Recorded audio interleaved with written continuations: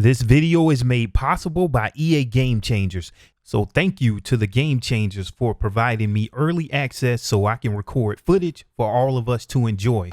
Now, I want to thank everyone for showing so much love and support on the Backyard Part 1.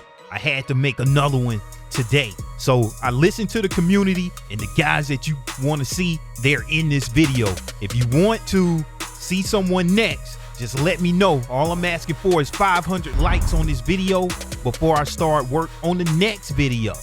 Now, there's something different about this thumbnail that we were not able to do in UFC 3 that we can do in UFC 4. So check this thumbnail out and let me know if you can figure it out before we see it in the video. Without further ado, let's get right into the fights. All right, so by popular demand, these were the two fighters that everyone was leaving in the comments, and they're getting right to it. Jan and Garbrandt. So these are the two fighters that I want to bring to the backyard first today. And we're down here in the bantamweight division, so everything is a lot faster and feels a lot more technical in terms of the striking, and that's what we're going to be showing. And I'm playing as Jan, so I'm going to speak to him first. I really like his style and his feel. He feels like he has like this boxer stance, and we're in the backyard, so we're only throwing hands, but we know all of his stuff on the ground too. But just in terms of his striking, it feels tight. So you see those hooks that I'm missing? I had to get used to the new punch range because the jabs, they had at longer range, and you guys heard this before, but those more powerful punches, it's not just one punch range. So I need to be in a different range for my hook to land versus then that jab, and especially that uppercut. That uppercut is real tight, and when you land it, you really feel like you do a lot of damage either to their block, or if they get hit with it, it's definitely going to do some damage. But I was figuring out my range here, moving my head, and look at those lunges out of the way. Those things were really evasive. So I really like all of the meta that they have going on in the striking game. And of course you saw, and look at that huge right hand by Cody Garbrandt that dropped me, and I'm like, look, I'm okay, I'm all right. And what I did right there, I ducked right into an uppercut, and that's what I was talking about. That uppercut is real powerful, and that's one thing that I had to watch out for. When I went down, he hit that uppercut, it was just, you know, a lot. And you see that hook just not landing all the time because I'm out of range. Now, when you'll start seeing what Cody Garbrandt is doing right there with those minor sways, he was really good at just making those minor adjustments and not letting me get my full combo. So it's a lot to learn whenever you put the computer on pro and then go in for a fight. I mean, they definitely show you how to evade some of these combinations that's hard to avoid. But let me step back. I thought, again, just the graphics and how the backyard looks, it's so different. It's so new and refreshing in terms of getting a new feel, and that's what I wanted to explain. Not saying that it's a totally new game, but it does give a whole nother feel, and it's just an addictive mode, not going to lie. So we're coming up on the end of the first round here, and I think Kobe definitely took that round because he dropped me right there with that uppercut, ducked right into it. So I'm down one round at the moment, and I want you guys to get in the comments below and let me know who you guys want to see on the next video. Whatever fighters that you guys want to see. And in this last fight, it's going to open up your mind, so hold off on your requests until you see the full video, and then make your requests and let me see what you guys come up with. So that switch kick is real fast by Jan, and I like that because it's easy in terms of the controls to get used to, and it just comes out like so quick. And we're looking at some missed strikes by both of us, and we can't do that. And look at that lead left hook there by Garbrandt, was just stinging me and just eating all of my my head health like throughout. And look, there it is, get rocked again by Cody Garbrandt with that cartwheel kick. So I'm in all kind of trouble right now. I'm having to sidestep, doing a lot of like nuanced stuff because my head is hurt and I can't take none. No more damage. Look at that Superman punch. It's so many variety of punches that Garbrandt has at his disposal. And this is a tough fight on pros. And look at their exchanging punches, man. You can just hear that leather being exchanged. Now, this is a cool fight sequence. I miss a huge hook, and Cody Garbrandt is out of range for his body uppercut. So it's a lot of little nuance. Now, let me rewind that back, man. This is what I want to point out. In UFC 3, we didn't have this. So you see, I actually swayed into his hook, but while I'm blocking. So normally in UFC 3, that would have been probably a rock, but I took a lot of block damage instead of head damage here. So it's going to be some new meta coming up, but just wanted to point out some of the new nuances in the fight game. And then that's that minor sway, missing that lead uppercut. And he is working my stamina right now. And look at this right here, doing a catch and then a huge lead leg kick. I'm trying to come back because I'm down in the cards right now. And we're going to fast forward this and pick it up along about 30 seconds later, putting the pressure on Cody Garbrandt, backing him up against the cage. And he was able to block a hook and then return a huge hook of his own. Look how I'm staggering back. Like I'm in all sorts of trouble right there. And then return another uppercut of my own. You gotta watch out for these uppercuts. They're really powerful, especially when you get in that range. I feel like I'm in more danger the closer I get. You're in tight, and look at that, another hook and a spinning back fist. Cody Garbrandt drops me again. So I'm down 2 rounds to nothing, 100%, but his head health is also blinking. And boy, we're definitely in a fight. And look at that back fist there by Cody Garbrandt, dropping Jan. I was really thinking, like, I really don't know if I'm gonna come out of this one. But still wanted to show the fight nonetheless. Get some raw gameplay footage so we can enjoy. Only 6 days away from UFC 4. All right, so now I gotta be really careful here because everything is not stacked up for me right now with my head health. And look at that lunge, that minor lunge there. I mean, I literally had problems hitting Garbrandt here on this pro level. Like, I mean, the footwork, the minor sways, and look at that huge overhand. I get rocked again. And I'm just hoping that I've done enough damage. And what I'm trying to do is just work my way in so I can land like that uppercut. I really feel like that's my powerful punch there. Look at that. I was able to land an uppercut in the straight, followed it up by a combination, and dropping him with these 1s and 2s. And look at these knockdown animations. Another body shot there. I really don't think I should be going for a body shot because I hadn't put in the work, and I'm just head hunting at this point.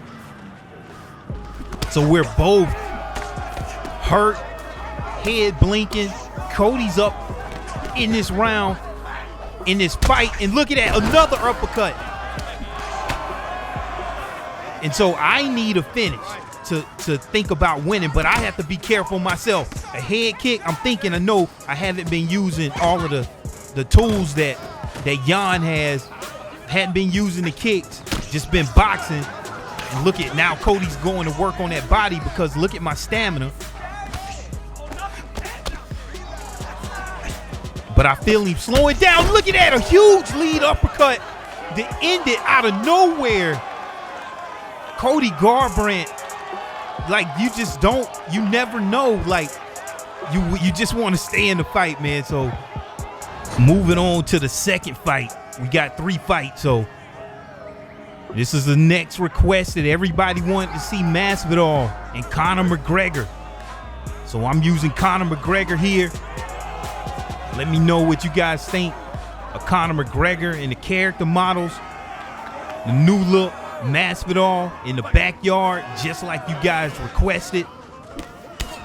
And with Conor McGregor, in UFC 3, he had a high switch stance rating, so I can fight with him southpaw, you know, or orthodox, doesn't matter. So I have my freedom to go back and forth. There I was aiming for the liver shots, just so I can try to keep a stamina advantage here. Masvidal has that power. Now, a little bit later, I was able to land a timing strike that really does some massive damage. And then look at Masvidal able just to sidestep. I feel like those sidesteps are just so smooth, more so than what they were in UFC 3. Just that animation just looked really smooth. So I'm really liking what I'm seeing on the feet with the evasive movement, and you're able to focus on that in this backyard mode. And what I'm trying to do is just apply the pressure, just to kind of finish off the round strong, put a lot of pressure in that hook and that uppercut range, because we've seen how powerful it is already. And then let's look at some of these replays. What do you guys think of the new Masvidal look? This is what you guys wanted to see early. Let me know who else you guys want to see also, but like I said, wait until you see this last one. All right, coming out here in the second round, just playing around with my switch stance with Conor.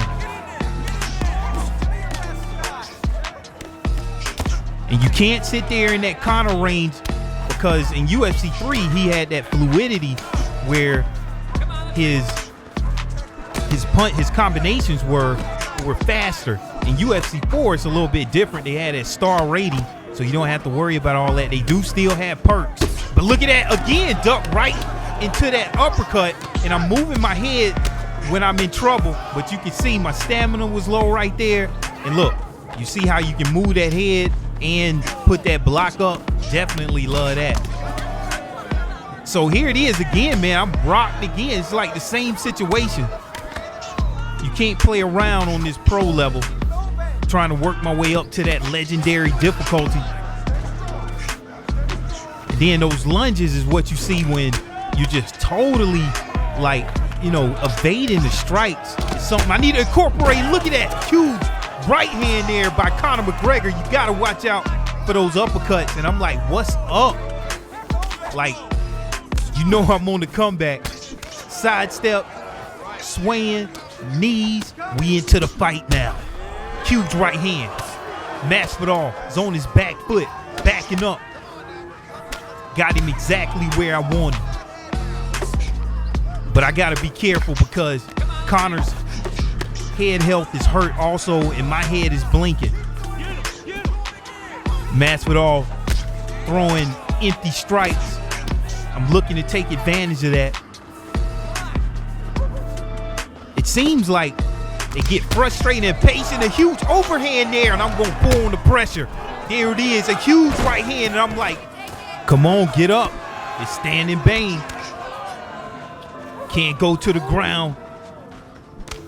And we were looking at Masvidal in the trailer, and it seems like, you know, he did a clinch in the backyard. Maybe I hadn't played everything. Maybe that's in another mode.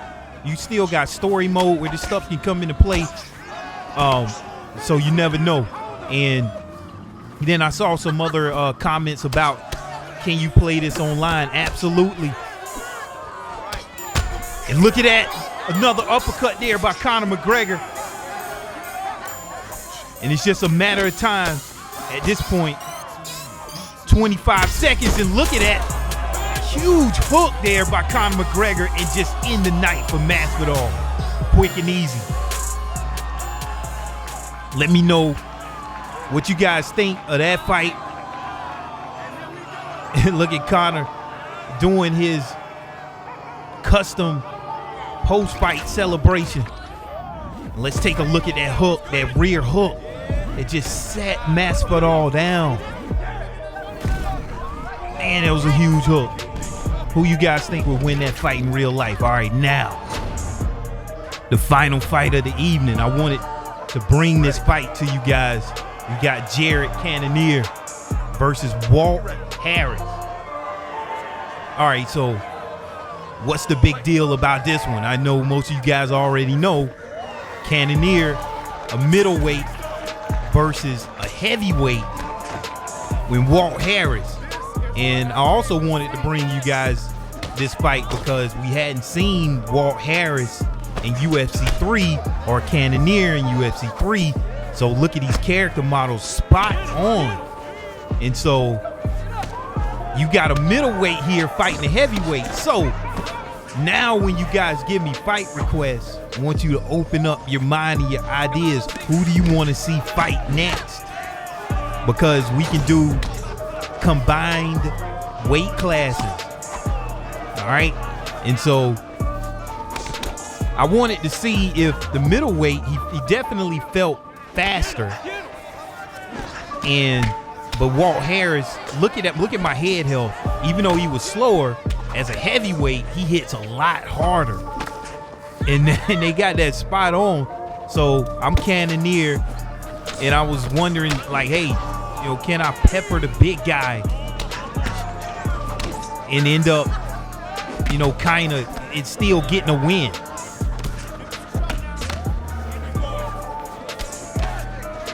So look at there, I got the speed advantage for sure, but I gotta watch out because every one of these shots is definitely hurting.